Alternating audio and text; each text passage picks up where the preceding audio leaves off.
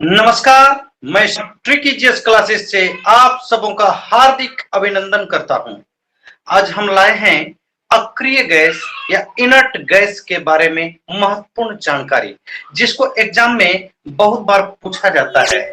और इसमें अक्रिय गैस की संख्या कितनी है, इसको कैसे याद करें, सबसे भारी अक्रिय गैस, सबसे हल्की अक्रिय गैस, हवा से भारी, हवा से हल्की, इत्यादि बहुत सारे महत्वपूर्ण क्वेश्चन लाए हैं आपका, जिसको एग्जाम में बहुत बार पूछा जाता है। आप लोग ध्यान से सुनिए और मेरा दावा है कि एक बार इस वीडियो को अच्छा से देख लीजिए तो अक्रिय गैस से संबंधित कोई क्वेश्चन नहीं छूटेगा।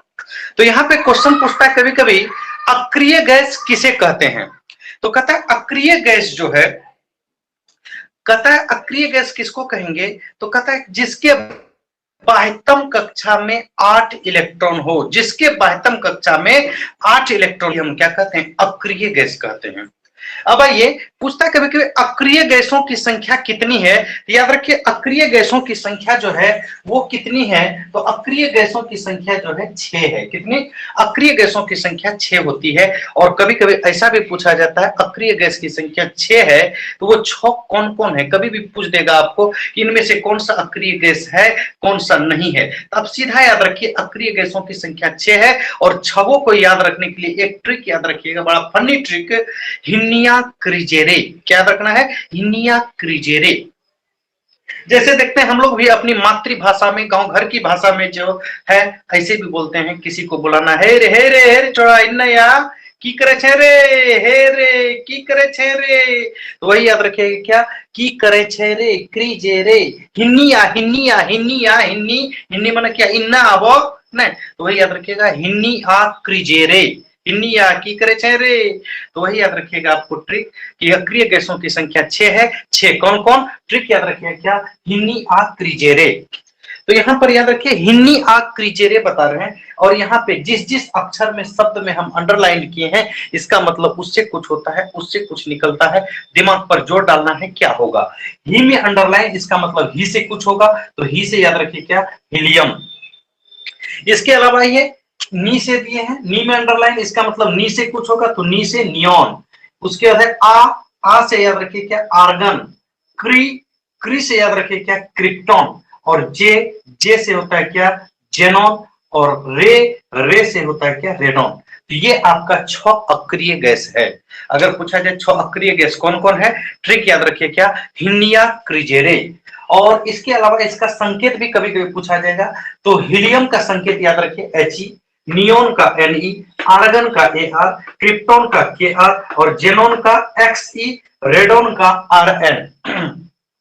तो यहाँ ध्यान दीजिए, यहाँ कभी कभी इन दोनों का, जेनॉन और रेडॉन का संकेत में जो है लोग कंफ्यूज हो जाते हैं।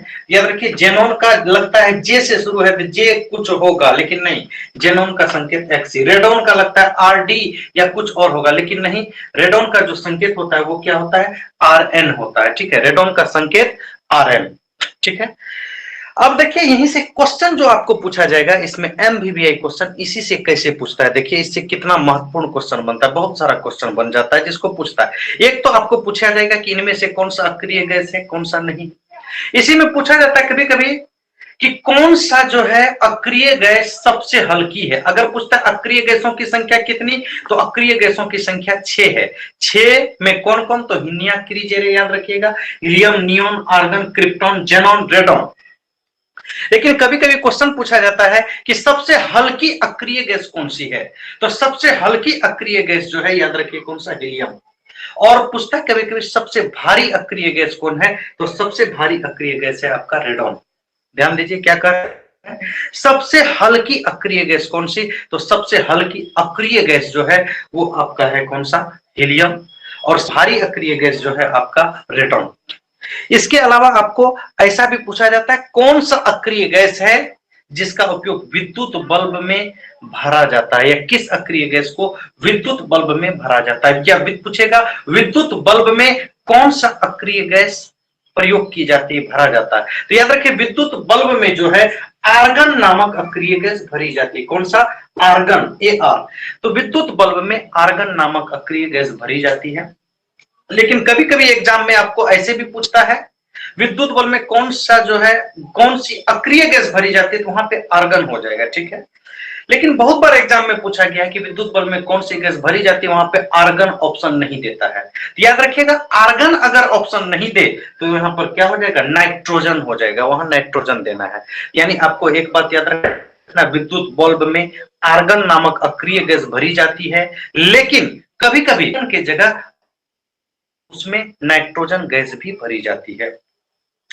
एग्जाम में देखिए आपको इस तरह से दे कि विद्युत बल्ब में कौन सी गैस भरी जाती है, ऑप्शन ए में देगा, मान लीजिए आपका आर्गन, बी में नाइट्रोजन, और सी में देगा अक्रिय गैस, और डी में देगा सही। तो क्या मारिएगा आप? तो याद रखिए, अगर ऑप्शन ऐसा दे तो वहां पे आर्गन मारना है, क्योंकि आर्गन नामक अक्रिय गैस भरी जाती है। अगर आर्गन ऑप्शन नहीं दे तब नाइट्रोजन मारिए, और नाइट्रोजन नहीं दे तब अक्रिय। अब यहां बोलिएगा नहीं सर अक्रिय गैस, तो नहीं, अक्रिय गैस नहीं देना। क्यों? क्योंकि अक्रिय गैस में तो केवल एक ही भरा जाता है, कौन? तो आर्गन नामक अक्रिय गैस। इसलिए वहां पे अक्रिय गैस का मतलब हो गया सभी, तो सभी नहीं। इसीलिए क्या होगा यहाँ, आर्गन। अगर पूछता है विद्युत बल्ब में कौन सी गैस भरी जाती है, तो आर्गन नामक अक्रिय गैस, लेकिन कभी कभी आर्गन की जगह नाइट्रोजन गैस भी भरी जाती है। और कभी कभी क्वेश्चन ऐसा पूछेगा कि कौन सा ऐसा अक्रिय गैस है जो वायुमंडल में नहीं पाया जाता है। तो कौन सा अक्रिय गैस ऐसा है जो वायुमंडल में नहीं पाया जाता है? याद रखिए, सबसे भारी अक्रिय गैस क्या है आपका? रेडॉन है। और जो भारी रहेगा वो ऊपर जाएगा कि नीचे? जैसे पानी में देखिए, आप पत्थर को रखिए, तो पत्थर अगर कोई भारी है या पत्थर देते हैं पानी में डूब जाता है, क्यों? क्योंकि वो भारी है। रुई रखिए, कागज रखिए, पन्नी रखिए, प्लास्टिक, तो जो भी हल्की चीज है वो ऊपर आता है, और जो भारी है वो नीचे डूब जाता है, नीचे चला जाता है। ठीक उसी तरह याद रखिए, इस अक्रिय गैस में सबसे भारी अक्रिय गैस कौन सा है? रेडॉन है। इसीलिए वायुमंडल में कौन सा अक्रिय गैस नहीं पाई जाती है?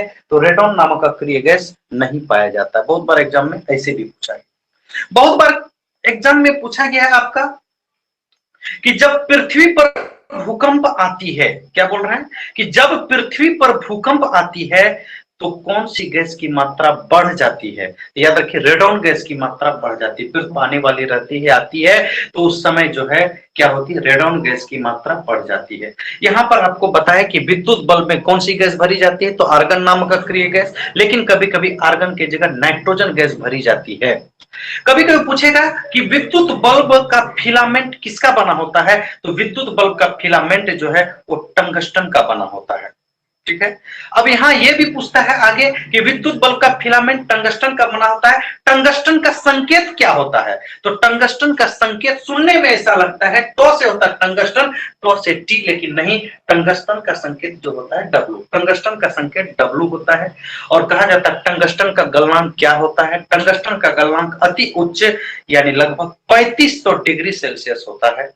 इसके अलावा पूछता है कि जब विद्युत बल्ब फूटता है तो आवाज होती है। विद्युत बल्ब जब फूटता है तो उसमें क्या होती है? आवाज होती है। क्यों होती है? तो विद्युत बल्ब जब फूटता है तो आवाज होता है, इसलिए कहा जाता है विद्युत बल्ब में जो है निर्वात होती है। निर्वात माना हवा भी नहीं, लेकिन वास्तव में विद्युत बल्ब में आर्गन नामक अक्रिय गैस भरी जाती है। लेकिन फिर भी क्वेश्चन बहुत बार पूछा गया, विद्युत बल्ब फूटने पर आवाज होती है, क्यों? विद्युत बल्ब के फूटने पर आवाज होता है, क्यों? इसलिए कि विद्युत बल्ब जब फूटता है तो उसमें कहता है कि वो निर्वात होता है। जैसे फूटा, फूटने के बाद वहां चूंकि निर्वात है, कुछ नहीं, खाली जगह है, चारों तरफ से हवा उसको क्या करता है? भरने के लिए दौड़ता है। और जैसे ही चारों तरफ भरने के लिए दौड़, वो अपने क्या होता है? अचानक तेजी से प्रवेश करता है, इसलिए आवाज होती है। विद्युत बल्ब फूटने पर क्या होता है? आवाज होता है। क्यों? इसलिए कि विद्युत बल्ब में निर्वात होता है, और विद्युत बल्ब जैसे ही फूटता है तो वो क्या होता है? हवा जो है तेजी से प्रवेश करता है, इसलिए आवाज होती है।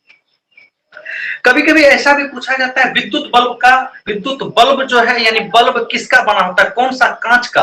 तो बल्ब जो है विद्युत बल्ब वो फ्लिंट कांच का बना होता है। कौन सा? याद रखिएगा, विद्युत बल्ब जो है फ्लिंट कांच का बना होता है। इसके अलावा आपको एग्जाम में पूछेगा, देखिए फिर से क्या क्या याद रखना है कि अक्रिय गैस किसको कहते हैं? तो जिसके बाह्यतम कक्षा में 8 इलेक्ट्रॉन है उसको अक्रिय गैस कहेंगे। अक्रिय गैस की संख्या कितनी है? 6 है। सबसे हल्की अक्रिय गैस हीलियम, सबसे भारी अक्रिय गैस रेडॉन, वायुमंडल में नहीं पाया जाता है रेडॉन। भूकंप आने पर किस गैस की मात्रा पृथ्वी पर बढ़ जाती है? रेडॉन। हवा से, याद रखिएगा यहां अगर पूछा जाए सबसे हल्की अक्रिय गैस तो हीलियम, लेकिन होता है सबसे हल्की गैस, तो सबसे हल्की गैस हो जाएगा हाइड्रोजन। इसी को दूसरा तरीका से पूछेगा हवा से हल्की गैस तो भी हाइड्रोजन। हवा से हल्की पूछा जाए या पूछा जाए सबसे हल्की गैस तो हाइड्रोजन। हवा से हल्की या सबसे हल्की गैस हाइड्रोजन। उसी तरह पूछेगा सबसे भारी अक्रिय गैस रेडॉन, लेकिन पूछा जाए सबसे भारी गैस कौन सी, तो सबसे भारी गैस जो होगा वो कार्बन डाइऑक्साइड। सबसे भारी गैस कार्बन डाइऑक्साइड, हवा से भारी गैस कार्बन डाइऑक्साइड। ठीक है, तो चलिए आज का क्लास हम समझते हैं यहीं तक रहने दिया जाए। और इसमें हम समझते हैं कि अक्रिय गैस से जो भी क्वेश्चन पूछेगा आपका इससे बाहर नहीं जाएगा।